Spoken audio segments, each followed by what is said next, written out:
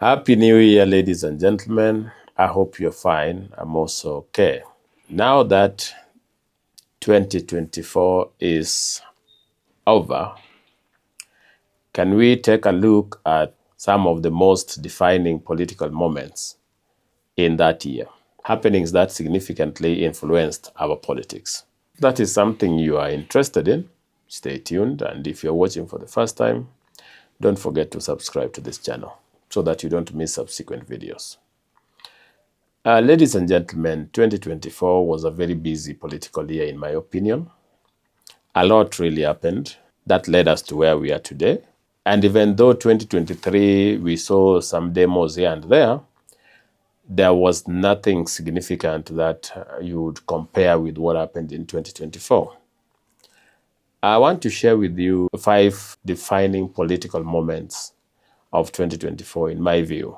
The first one would be the presentation of the NADCO report at State House. That is when I learned that it was not going to be business as usual, because Eugene Wamalwa, who was a member of this particular committee, skipped the event, and Rigathi Gachagua, who had been a great opponent of NADCO, that is the National Dialogue Committee, was there showering this document with a lot of praises.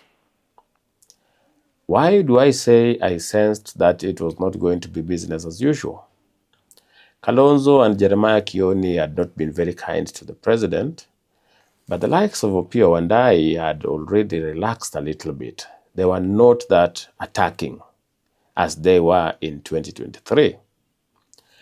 And Rigathi Gachagua, in my opinion, saw the decision by President Ruto to accept the NADCO report as a betrayal on his part, and as a betrayal. Why? Because Rigathi had vehemently opposed this particular talks and said they would amount to nothing. Rigathi would even ask the likes of Mani Ichung'wah and even Aaron Cheriot if they had nothing important to do. According to him, that dialogue committee was a waste of time and something that the president should have not constituted to begin with.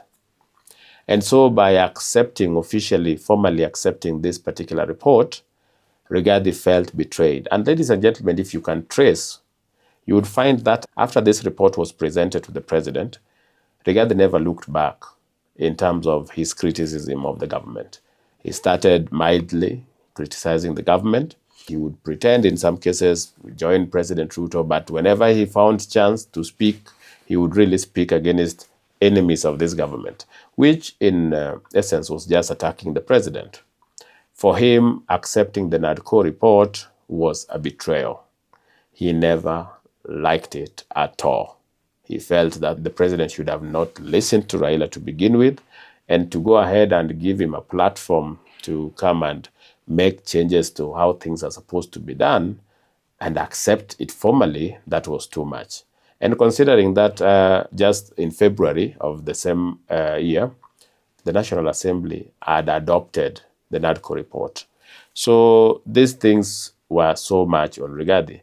But Kalonzo Musyoka, looking at this opportunity, the reason as to why I was saying I sensed that it was not going to be business as usual, because after that you saw Kalonzo Musyoka was now very kind to Rigathi Gachagua. He was never attacking Rigathi, just focusing so much on attacking the president.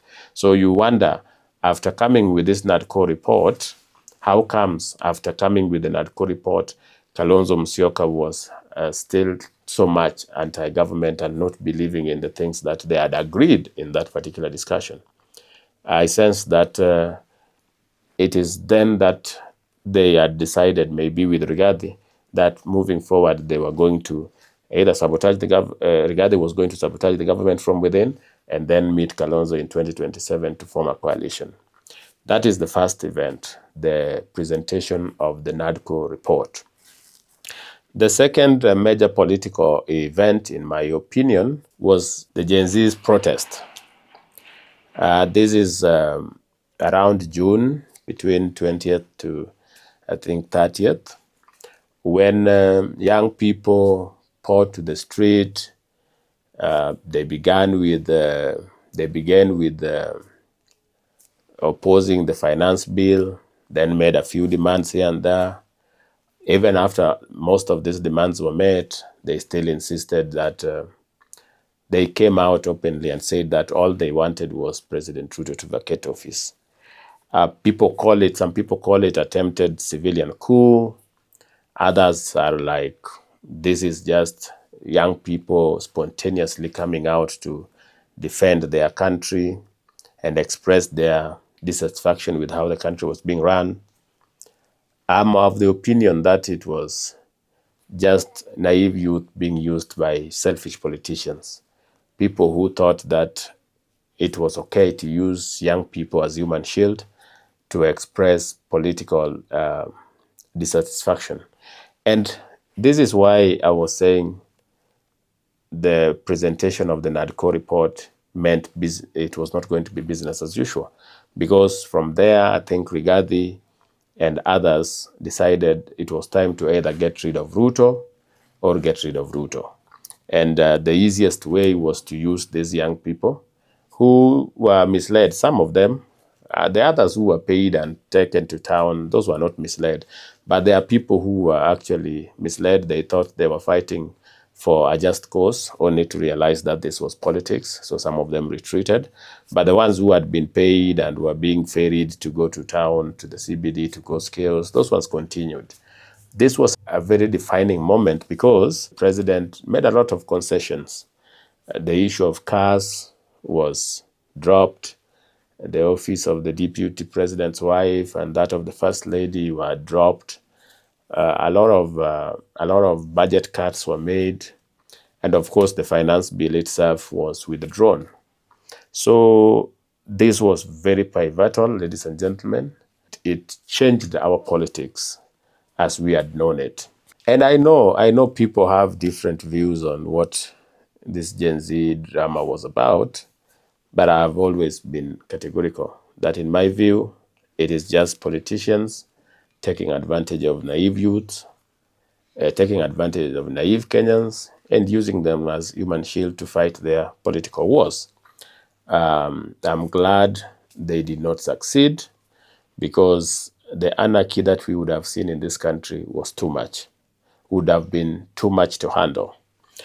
Now, this Gen Z riot and the concessions that were made, especially the dismissal of the cabinet, led to another major political happening, and that is the third political happening. The third major political happening of 2024, in my opinion, was the inclusion of ODM's top leadership into Ruto's cabinet. If you looked at it with political lenses, you would agree with me that it was just an informal coalition between ODM and Kenya Kwanza. That is what happened because Mbadi, who was the chairman of ODM, Joe, who was the deputy party leader of ODM, Oparanya, who was also the deputy party leader of ODM, Opiyo Wandayi, who was not just a member of NEC, but the minority leader in parliament. These people, and even another lady, Beatrice from Turkana, who was also a member of NEC, were picked and included in Ruto's cabinet. So whereas there were no formal agreement, if you are looking at it politically, it was an informal coalition between ODM and Kenya Kwanza. And this changed politics dramatically. The president called this broad-based government, that after consultation, he decided to bring more people into helping him govern the country. That he realized that he would need divergent opinion or viewpoints so that the country could move together. And this is something that really annoyed the likes of Rigathi. Even though they are the ones who had tried to remove William Ruto and gave Ruto this leeway. If there were no Gen Z uprising and an attempt to overthrow the president, I don't think he would have found a justification to bring in the likes of, to bring in Raila's people into his government. But whatever the Gen Zs did, it showed him, and considering how Rigathi was talking and the nonsense he was spewing during that time, the president realized that he was alone, that the people he was depending on, the people that could have helped him, were against him and were sabotaging him from within. So to stabilize the government, he brought in ODM's top leadership. Because like I told you, this is politics and you have to be very smart. If you're going to lose the Mount Kenya people, you must find something to replace them. Otherwise, your politics is dead. And so if Mount Kenya was going to go their way, because they couldn't handle Raila being brought close or being engaged, President Ruto had to look for something or someone. And that someone was Raila Odinga, who gave the top leadership of ODM to work with Kenya Kwanza. As I've said, it was informal coalition. And it helped stabilize the government. And not just that, because the expectation of the June riots was that Raila Odinga and his people were to join. Now that they had not joined, there was no more momentum for the young people. So Raila not joining them, the sponsors are exposed. There is no way they can go to the CBD. This made it very difficult for the revolution, so-called, to continue. And so that was number 3, ladies and gentlemen, the inclusion of ODM, Raila's men, into government. If you want more about why Raila's men were included into Ruto's government, watch this video. The 4th important political event of 2024, in my opinion, is the impeachment of the former the then Deputy President, the Honorable Rigathi Gachagua. I've always insisted that Rigathi Gachagua impeached himself. President Ruto, if you know him, that is not how he operates. He doesn't do that kind of politics. Politics of betrayal is never part of his history. You can check.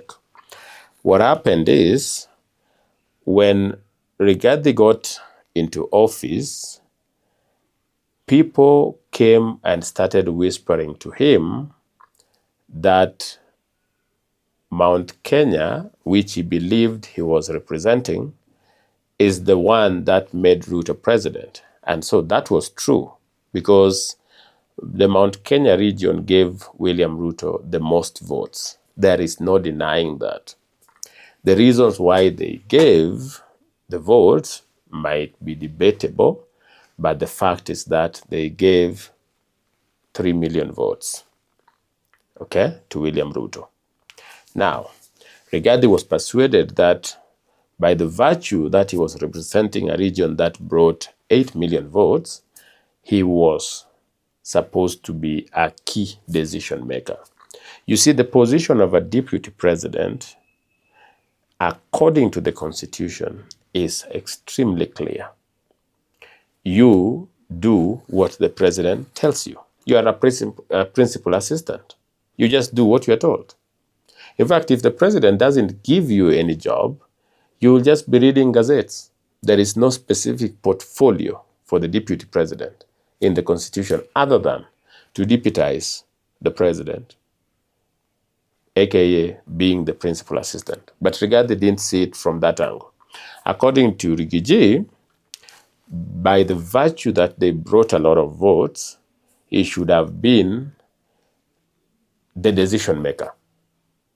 So seeing that Ruto would not take orders from him was something that he saw as lack of respect.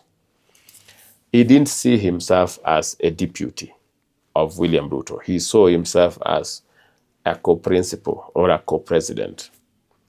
And this is why I say he impeached himself, because you cannot have 2 presidents at a go. And when the 2 cannot work together, let's say when one does not feel like he's a president, when the deputy does not feel that the president is his boss, then you need another person who can help you do the things, because you need someone who can take orders from you. That is the work of the deputy. You need to be taking orders from the president. It doesn't mean that you don't have to question them. If there are things you can question, you can raise your concerns, and that is something that President Ruto wouldn't reject. He made it very clear he needed somebody who would question him. So that was not the issue. The issue was you are told to do this and you refuse because you believe you are equal. And also you also make demands. And anytime he was making demands, he would remind the president. And this is something Rigathi did publicly. He would remind the president that we are the ones who made you president and we gave you a lot of votes. And for that reason, he was persuaded he was equal as Ruto. Whoever whispered this into the Rigathi's ears really messed him, because he listened and he took a path that eventually led to him being removed from office. And even though they say when you are in a ditch, you are supposed to stop digging, Rigathi didn't. He still listened to people who told him he was untouchable, he was invincible. And so eventually Rigathi Gachagua was impeached and nothing could help him, including the courts. He is currently a Raia. This also changed our politics in that then the people of Mount Kenya now got a reason they are comfortable with. Because you see, they had left Ruto when Ruto refused to crush Raila Odinga and gave him an opportunity through that dialogue. Mount Kenya couldn't take that. But that is something they could not give openly, proudly, as their reason for revolt. Because people would be like, what type of individuals are you? On one hand, you want Raila Odinga to stop the Maandamano and embrace dialogue. When he does that, when he stops Maandamano and embraces dialogue, then you change again. You now want him to go back to the street. So people would have been like, this is the highest, the highest level of hypocrisy from you guys. So what do? When the Rigathi is impeached, now they have a reason. They can now tell the world William Ruto betrayed them, removed their son from office. Even bringing in Kindiki to replace Rigathi did not work, because Kikuyus, I am told, do not consider these other people in Mount Kenya as equal partners. They are the superior ones and they're supposed to be supporters. Maybe if Rigathi was replaced by another Kikuyu. But I also think that would have not worked, because these people are just looking for an excuse to now leave Ruto openly. And so it doesn't matter. The impeachment of Rigathi really changed the politics. Mount Kenya, after that, now had a genuine reason to go. The fifth important political happening in the country, if you asked me, is the meeting between President Ruto and Uhuru Kenyatta in Echaweri.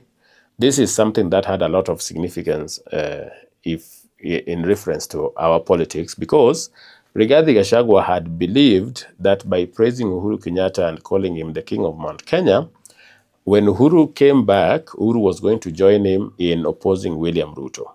And William Ruto went to Uhuru and denied Rigathi that support, the support he wanted from Uhuru. Not that Uhuru was going to vie, but with the backing of Uhuru, you have endless finances and etc.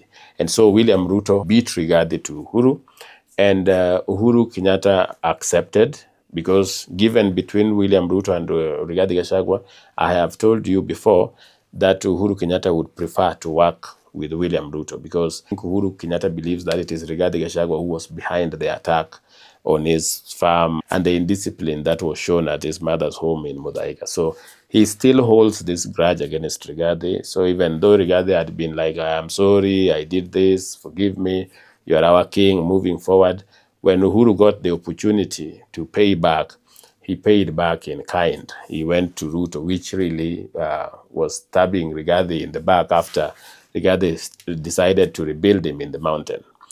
And this also led to inclusion of Uhuru's men into cabinet, the likes of Kavogo, Lee Kinyanjui.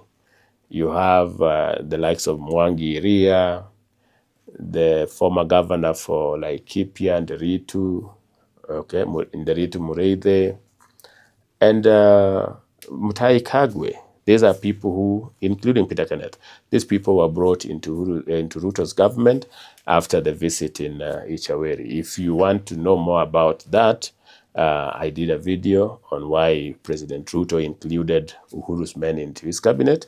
You can watch that video here. So, ladies and gentlemen, just as a recap, the most important political happenings of 2025, in my view, are the presentation of the NADCO report at State House, which really helped some politicians make the decision of whether they were going to work with Ruto or not.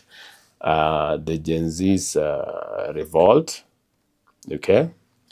This Gen Z's revolt led to a lot of chaos, but not just that, it also led to the dismissal of cabinet, after which we have the inclusion of Raila's people into Ruto's government, which was verified, which was an indication that moving forward, ODM was going to work with Kenya Kwanza, and they have been working together, by the way, though informally.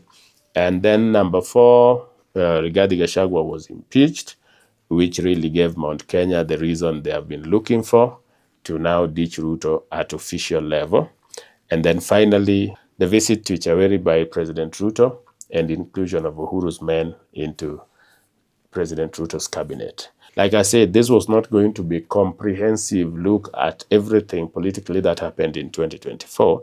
I was just looking at the 5 happenings that, in my opinion, really shaped our politics. You can add things that you believe happened that add significance in the comment section, and let us engage. As usual, let me know if you found this video useful. And if you did, don't forget to like the video, don't forget to subscribe, and where possible, please share this with your friends. Otherwise, if you want to know more about the Ruto must go chants, who is doing this and why, watch this video.